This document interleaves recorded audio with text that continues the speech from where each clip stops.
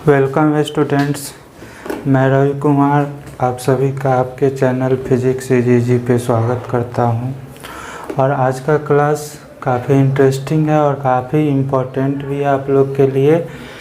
तो आज के क्लास में हम लोग आविष्ट खोखले गोलाकार चालक के कारण विद्युत क्षेत्र की तीव्रता ई का मान निकालना सीखेंगे।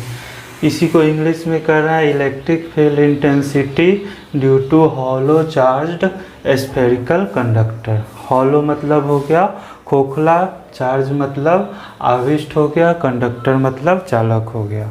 तो थोड़ा सा बगल में कंस्ट्रक्शन वर्क वगैरह चल रहा है, थोड़ा बहुत आवाज़ आएगा, आप लोग इग्नोर कीजिएगा उसको।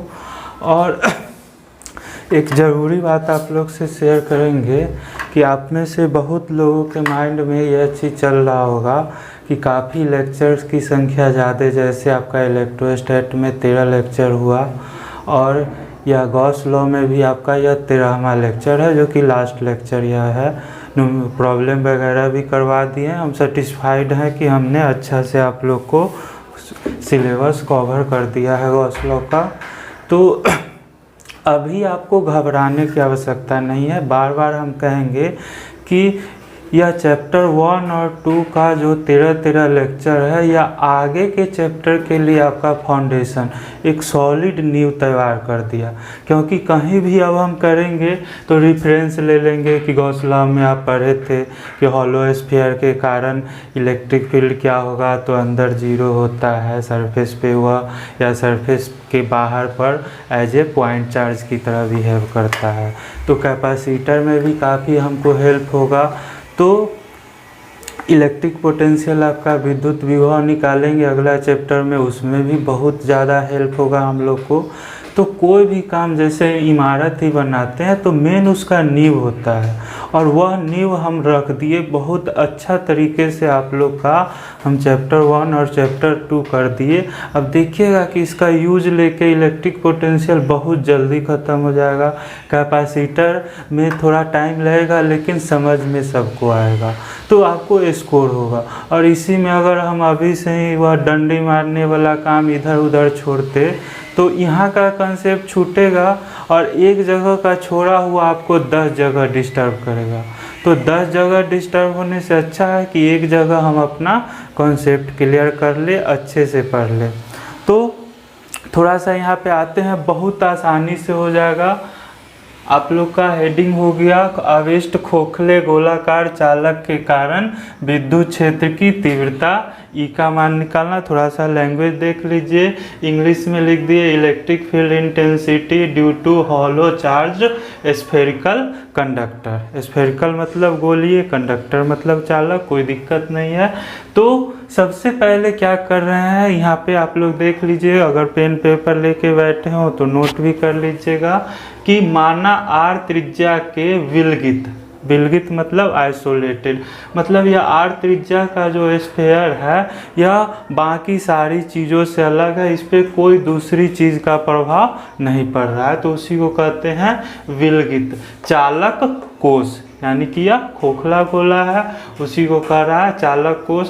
तो isolated spherical conducting shell, isolated spherical conducting shell का मतलब क्या हो गया, तो विलगित चालक कोष। अब तो माना आर त्रिज्या के विलगित चालक कोष को +q आवेश दिया जाता है। एक आप आर त्रिज्या का स्फेरिकल सेल ले लिए हैं और इस पे +q आवेश दे दिए, तो यह आवेश चूंकि यह कंडक्टर है पूरे पृष्ठ पे क्या हो जाएगा, एक समान रूप से फैल जाएगा, जो इसके बाह्य पृष्ठ पर समान रूप से फैल जाता है। एग्जाम में अगर लिखिएगा तो बहुत अच्छा है। इस कोष के बाहर, कोष के पृष्ठ पर तथा कोष के अंदर विद्युत क्षेत्र की तीव्रता ई ज्ञात करना है। तो देखिए हम पहले ही कहे आपका कि अगर यह स्फेरिकल सेल है और इसके कारण विद्युत क्षेत्र निकालना है, तो ऑब्वियस सी बात होगी कि 3 रीजन आपका बन रहा है। एक कहेगा कि इसके अंदर विद्युत क्षेत्र क्या होगा, एक इसके पृष्ठ पे क्या होगा, और एक मान लीजिए कुछ दूरी r पे यहाँ पे कोई बिंदु लेते हैं तो यहाँ पे विद्युत क्षेत्र की तीव्रता क्या होगी। तो 3 केस बन रहा है, तो उसी को लिख दिया है कि इस कोष के बाहर कोश के पृष्ठ पर तथा कोश के अंदर विद्युत क्षेत्र की तीव्रता E ज्ञात करना है। यहाँ तक क्लियर है। अब इसके लिए हम लोग क्या किए हैं, तो हम कोश के सकेंद्रीय R त्रिज्या के गॉसियन गोलाकार पृष्ठ की कल्पना करते हैं, जैसा कि पहले भी करते आए थे। चाहे लाइन चार्ट था तो सिलिंड्रिकल सरफेस लिए थे। तो क्या किए कि इसके सकेंद्रीय एक और R त्रिज्या के गॉसियन गोलाकार पृष्ठ की कल्पना करते हैं, जिस पर बिंदु P स्थित है। और बिंदु P पे ही क्या करेंगे, हम लोग विद्युत क्षेत्र का मान निकालेंगे। अब पहला केस हम लोग ले लेते हैं, ध्यान से देखिए। केस 1, जब R ग्रेटर देन R, यानी कि R त्रिज्या का एक गोलीय कोश लिए हैं, तो वह R का वैल्यू इस R से क्या है, बड़ा है। मतलब वह बिंदु P क्या है, तो इस खोखले गोले के बाहर है। तो ले लेते हैं एक, देख लीजिए इस तरह से हमने ले लिया एक R त्रिज्या का, कैसा ले लिया, गॉसियन सरफेस हम सेलेक्ट कर लिए। और इसी पे आपका क्या है, तो एक छोटा सा एरिया ले लिए जहाँ पे बिंदु P है, इसी के चारों ओर क्या ले लिए, एक छोटा सा एरिया ले लिए ds। ध्यान से सब लोग देखते जाइए, बहुत आसानी से आपका काम हो जाएगा।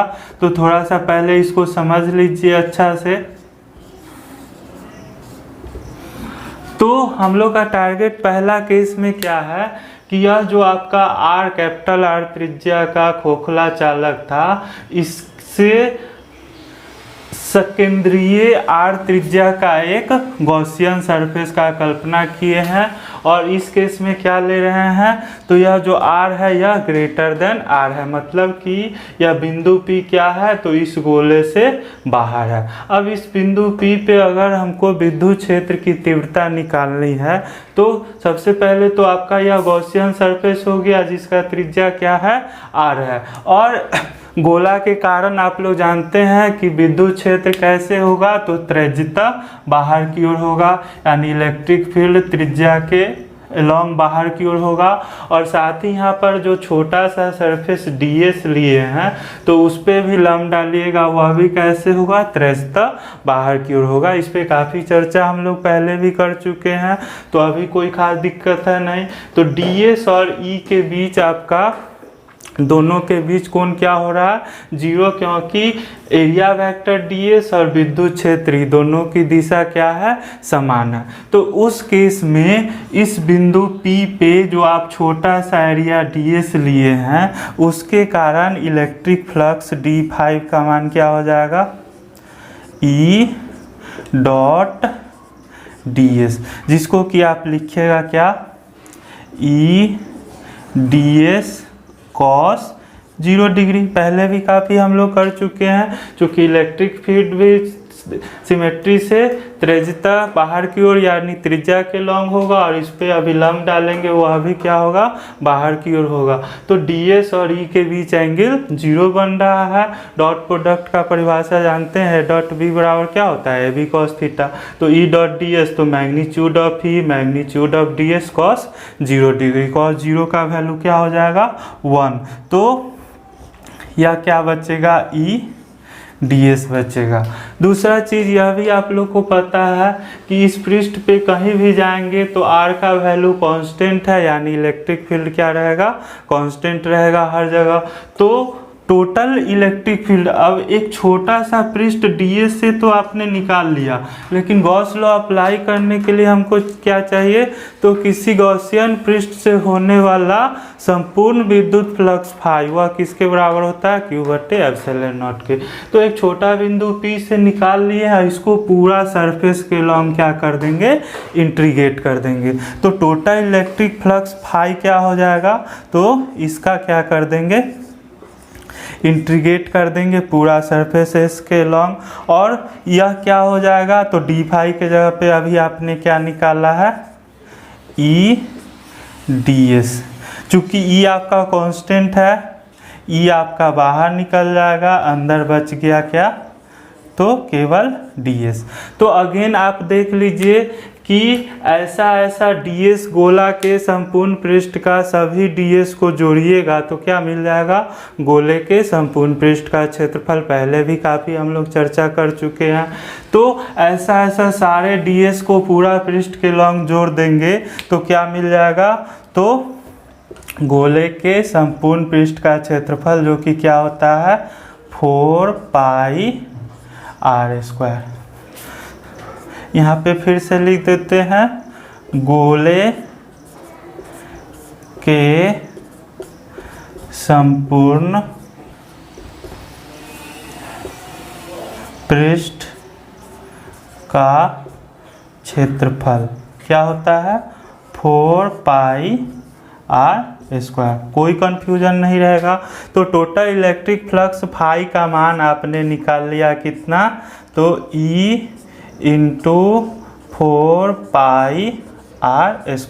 अब कुछ नहीं कीजिएगा, क्या लिखिएगा, फ्रॉम गॉस लॉ। तो गॉस लॉ से क्या होता है, तो संपूर्ण विद्युत फ्लक्स फाई बराबर क्या होता है Q/ε0। सबको पता है, इसमें तो कोई दिक्कत ही नहीं है। तो संपूर्ण विद्युत फ्लक्स फाई बराबर होता है आपका Q/ε0। ऊपर हम मिटाते हैं अब। तो फ्रॉम गॉस लॉ क्या होता है, फाई बराबर Q/ε0। तो यहाँ से फाई का जगह पे आपने क्या निकाल लिया, यहीं से आप लोग काम करना शुरू कीजिएगा। तो फाई के जगह पे आपने निकाल लिया E × 4πr² और बराबर आपका क्या हो गया, तो Q/ε0। और यहाँ से क्या हो गया E का वैल्यू, तो या 4πr² इधर आ जाएगा, क्या हो जाएगा 1/4πε0 Q/r²। इसको हम लोग समीकरण 1 दे देते हैं। तो देखिए यह काफ़ी इम्पोर्टेंट है, यहाँ से ऑब्जेक्टिव वगैरह भी आपका बन रहा है कि कोई खोखला गोलीय कोश था, उससे r दूरी पे एक बिंदु P ले रहे हैं और इस बिंदु P पे जो कि खोखले गोलीय कोश से क्या है, बाहर है। तो इस बिंदु P पे विद्युत क्षेत्र की तीव्रता E का वैल्यू कितना आया 1/4πε0 Q/r²। इसको अगर वेक्टर के टर्म में लिखना चाहिएगा तो क्या हो जाएगा, अगर इधर दिशा है तो इधर भी एक दिशा अटैच करेंगे, तो 1/4πε0 Q/r² और क्या कर देंगे, तो चूंकि इलेक्ट्रिक फील्ड कैसे है, रेडियस के लॉन्ग है, रेडियस के लॉन्ग यूनिट वेक्टर r ले लेंगे और उससे गुना कर दिए, तो यह आपका वेक्टर के फॉर्म में हो गया। r के अनुदिश यूनिट वेक्टर है।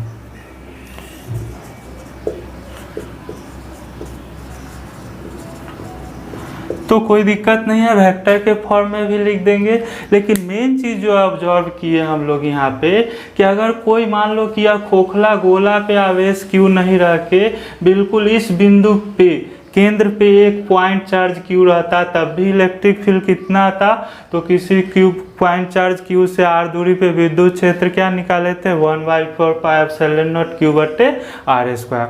अर्थात कि गोलीय कोश से बाहर के किसी बिंदु P के लिए गोलीय कोश कैसा व्यवहार करता है, तो बिंदु आवेश की तरह व्यवहार करता है। तो केस 1 का काम हमने कर ही दिया है। यहीं पे आपका एक पॉइंट भी बन रहा है ऑब्जेक्टिव के लिए कि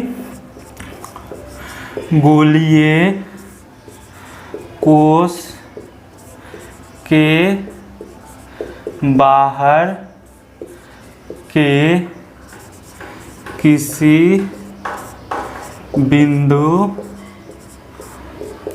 P के लिए, और बाहर के लिए का मतलब क्या हो गया, r ग्रेटर देन r है, तो P के लिए गोलीय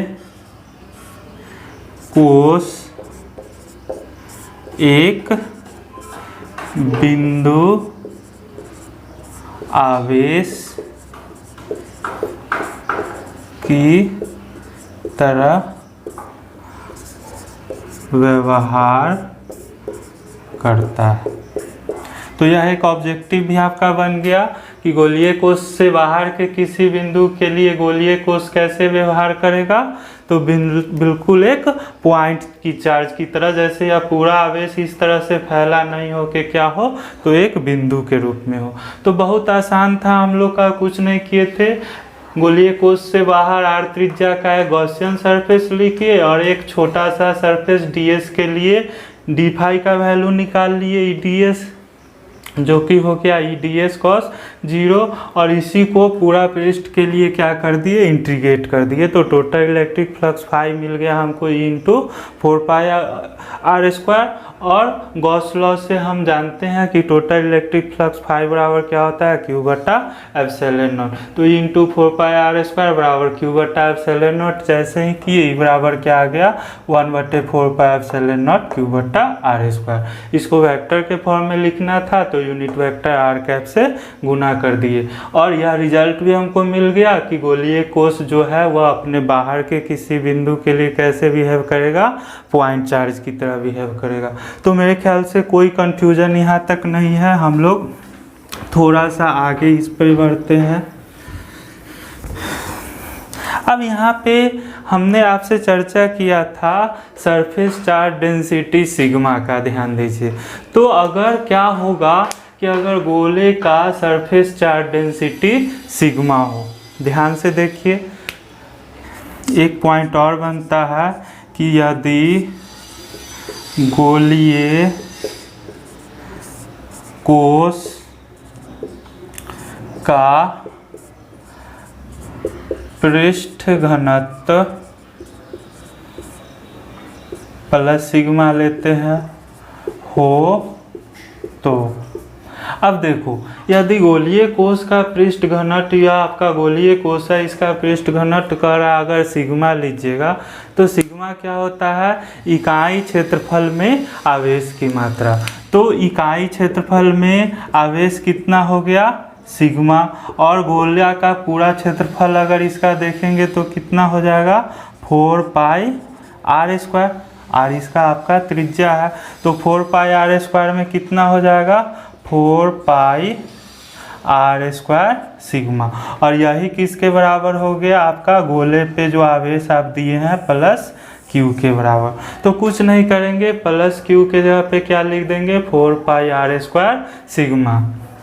तो समीकरण 1 में Q बराबर 4πr² सिग्मा रखने पर देखिए काफ़ी मज़ेदार रिजल्ट मिलेगा। तो क्या हो जाएगा, E बराबर 1/4πε0, और Q के जगह पे क्या रख दे, 4πr² सिग्मा, और बटा में आपका r² है, r² को इस तरह से रहने देते हैं। तो देख लीजिए क्या हो गया, 4π से आपका 4π कट गया, और इलेक्ट्रिक फील्ड E आपका मिल गया, कितना मिल जाएगा, सिग्मा बटे एप्सिलॉन नॉट r² बटे r²।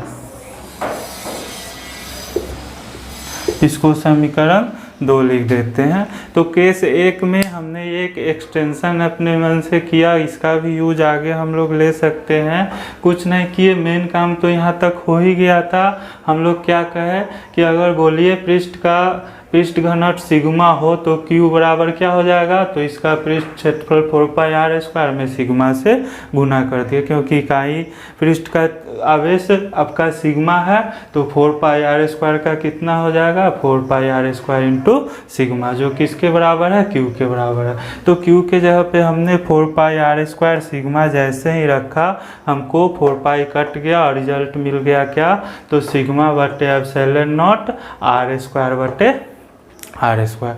तो इसका भी हम लोग यूज देखेंगे। यहाँ तक मेरे ख्याल से सब लोग का क्लियर हो गया होगा। अब हम लोग अगला केस की ओर बढ़ते हैं, नेक्स्ट केस पे हम लोग काम करते हैं। तो इसको मिटा देते हैं। अब हम लोग लेते हैं केस 2, जब बिंदु P गोले के पृष्ठ पर हो, अर्थात क्या हो गया, तो r बराबर r हो गया। ध्यान से सब लोग समझ लीजिए।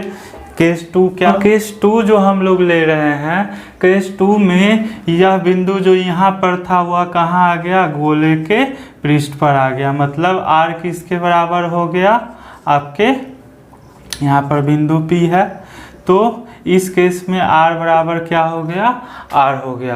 अब इस केस में क्या होगा, तो कुछ नहीं करेंगे, समीकरण 1 से और r बराबर क्या रख दीजिएगा, r e का वैल्यू कितना हो जाएगा, 1/4 पाई एप्सिलॉन नॉट q बटा r स्क्वायर। तो केस 2 आपका बहुत आसानी से हो गया। जब r दूरी पे था तो कितना हुआ था, तो यहाँ पे स्मॉल r था। अब चूंकि r बराबर r हो गया, तो r के जगह पे r रखे क्या हो गया, electric field 1/4 pi epsilon not q बटा r स्क्वायर। एकदम सिंपल हो गया। और यहाँ पे अगर q का वैल्यू, q बराबर, इसको समीकरण 3 लिख देते हैं, q बराबर 4 पाई r स्क्वायर सिग्मा, जो कि जस्ट अभी निकाले थे, रखने पर। तो अब क्या कर रहे हैं कि इसी समीकरण 3 में, समीकरण 3 में q बराबर 4 पाई r स्क्वायर सिग्मा रखने पर, क्योंकि q का वैल्यू कितना सिग्मा के टर्म पे है, 4 पाई r स्क्वायर सिग्मा। तो 4 पाई r स्क्वायर सिग्मा रखने पे E बराबर क्या हो जाएगा, देख लीजिए, 1/4 पाई एप्सिलॉन नॉट, q के जगह पे रख दिए 4 पाई r स्क्वायर सिग्मा बटे r स्क्वायर। या r स्क्वायर भी कैंसिल हो गया, 4 पाई भी कैंसिल हो गया। E बराबर क्या मिला, सिग्मा बटे एप्सिलॉन नॉट। तो यह भी ऑब्जेक्टिव के लिहाज से काफ़ी इम्पोर्टेंट है कि गोले के पृष्ठ पे आपका बिंदु क्षेत्र कितना हो गया, सिग्मा बटे एप्सिलॉन नॉट हो गया। तो केस 2 का काम आपने ख़त्म कर लिया। अब केस 3 लेते हैं।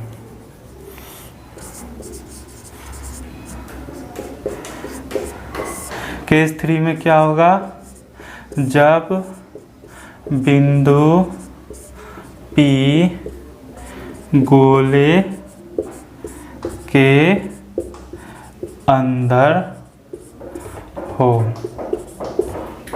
अर्थात क्या हो जाएगा, तो r अब क्या हो जाएगा, लेस देन r। यानी कि अब गोला के अंदर मान लीजिए कि यहाँ पे कोई बिंदु P लेते हैं, तो यहाँ से इस तरह से एक गॉसियन पृष्ठ का कल्पना कीजिएगा, और यह दूरी आपका क्या हो गया, r हो गया। तो इस केस में आपका अब क्या हो गया कि r का वैल्यू इस r से क्या हो गया, छोटा हो गया। तो कुछ नहीं कीजिएगा, अब इस गॉसियन पृष्ठ पे यहाँ पे एक छोटा सा सरफेस लीजिएगा, ds आपका बाहर की ओर ही है, इलेक्ट्रिक फील्ड भी बाहर की ओर ही है, इसमें कोई दिक्कत नहीं है। तो इस पृष्ठ से आप total electric flux d phi जैसे ही निकालिएगा, वह हो जाएगा E डॉट ds, इसको लिखिएगा E ds cos 0 डिग्री बराबर E ds, जैसे वहाँ पे बाहर किए थे वह करेंगे। और टोटल इलेक्ट्रिक फ्लक्स फाई कैसे मिलेगा, तो ds को पूरा पृष्ठ के लॉन्ग इंटीग्रेट कर दीजिएगा, और वह E आपका कांस्टेंट अगर है बाहर निकल गया, सारा ds अंदर रह गया, सारा ds जुड़ के क्या हो जाएगा, तो E इंटू 4 पाई r स्क्वायर। 4 पाई r स्क्वायर इस गोले के संपूर्ण पृष्ठ का क्षेत्रफल है। तो यहाँ तक तो ठीक है, लेकिन क्या होगा, तो फ्रॉम गॉस लॉ। वो गॉस के लॉ से क्या होता है, तो टोटल इलेक्ट्रिक फ्लक्स फाई बराबर क्या होता है, क्यू बटे एप्सिलॉन नॉट। तो फाई के जगह पे तो आप लिख दीजिएगा E into 4 pi R square बराबर, मेन पॉइंट यहाँ पे है कि क्यू, यानी कि इस जो अंदर जो गोलीय गाउसियन पृष्ठ लिए हैं इसके अंदर का आवेश हमको चाहिए क्यू। तो चूंकि अंदर गोले के अंदर खोखला गोला है, क्या कोई आवेश है इस गाउसियन पृष्ठ के अंदर, ध्यान से देख लो कोई आवेश नहीं है, तो यह 0 बटा एप्सिलॉन नॉट हो गया, यानी इलेक्ट्रिक फील्ड ई बराबर भी क्या हो जाएगा आपका 0 हो जाएगा। तो लिख देते हैं, अर्थात खोखले गोलीय कोश के अंदर विद्युत क्षेत्र ई क्या होता है, 0 होता है। तो देख लो हम तीनों केस बहुत आसानी से कर लिए। तो लॉन्ग क्वेश्चन के लिए भी आपका काम हो गया, और ऑब्जेक्टिव कहेगा कि किसी त्रिज्या के खोखला गोलीय कोश है तो उसके पृष्ठ पे कितना होगा विद्युत क्षेत्र, तो 1/4 पाई एप्सिलॉन नॉट क्यू बटे आर स्क्वायर। उसके बाहर कितना होगा, तो यहाँ पे आर के जगह पे क्या हो जाएगा, स्मॉल आर हो जाएगा। यह भी पूछेगा कि बाहरी बिंदु के लिए गोलीय कोश कैसे व्यवहार करेगा, बिंदु आवेश की तरह व्यवहार करेगा। और जैसे ही कहेगा कि गोलीय कोश के अंदर विद्युत क्षेत्र का मान क्या होगा, क्या हो जाएगा, विद्युत क्षेत्र का मान 0 हो जाएगा। तो मेरे ख्याल से हम लोग काफ़ी अच्छा से गॉस लॉ कंप्लीट कर लिए हैं। आपका काम है नोट बना लीजिए, रिवाइज कीजिए, और नेक्स्ट चैप्टर आपका इलेक्ट्रिक पोटेंशियल विद्युत विभव, वह भी काफ़ी इम्पोर्टेंट है। यह तीनों मिलके इलेक्ट्रिक फील्ड और इलेक्ट्रिक पोटेंशियल का कंसेप्ट, चूँकि एनर्जी से रिलेटेड है, सारा फिजिक्स आपका एकदम सिंपल कर देगा। तो इतना आज के क्लास में हम रहने देते हैं, सारा रिजल्ट आपका लिखा दिए हैं, आप लोग नोट कर लीजिए, और अगला क्लास आपका विद्युत विभव का होगा। धन्यवाद।